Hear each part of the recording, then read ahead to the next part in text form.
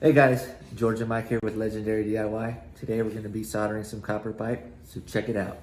First thing we're going to do is we're going to cut our pipe to length.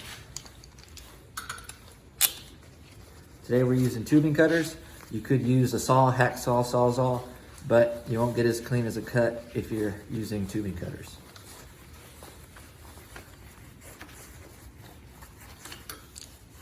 Don't forget to ream it. That's correct, Mike. Thanks for reminding me. That's the difference between a pro and an amateur. Always ream your pipe.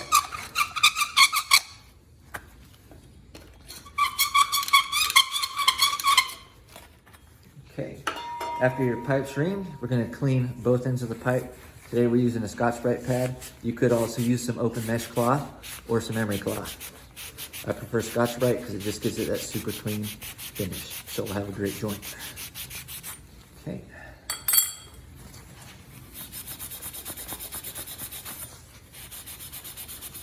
Okay, after the pipe is cleaned up, we'll clean the fitting. For that, we're using a fitting brush. You can also use that Scotch-Brite pad or open mesh cloth to clean the inside of the fitting.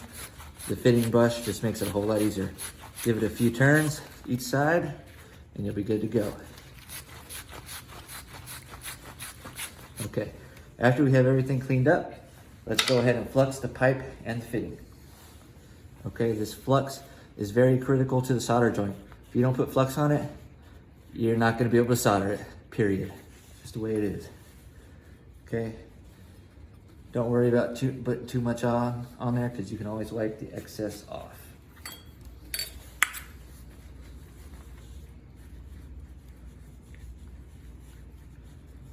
Okay, now that we got everything together, we can put it together. Okay. Make sure everything goes together nice and flush. Grab you a rag, clean off the excess off the ends there. That is one of the keys to a good joint. All right, now it's ready to apply the heat and the solder. So what we're gonna do is we're gonna make sure we get that heat nice even 360 around there. Once the pipe and fitting are hot enough, we will apply the solder while still applying that heat, okay? So check it out.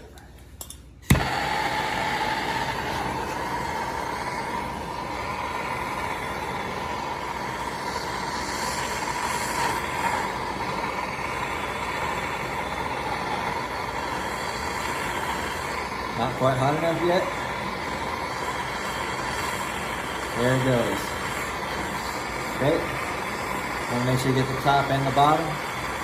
Get 360 coverage of that solder, and then you can do the other side.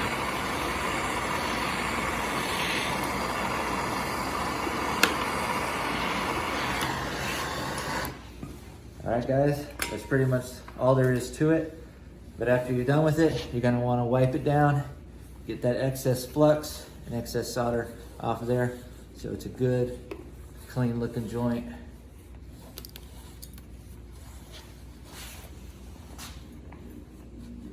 Okay, and whether this is a new construction or a repair application, you're gonna want to wait for it to cool down a little bit before you, flood the pipe with water or continue with your repair or construction job. So that's pretty much all there is to it, guys.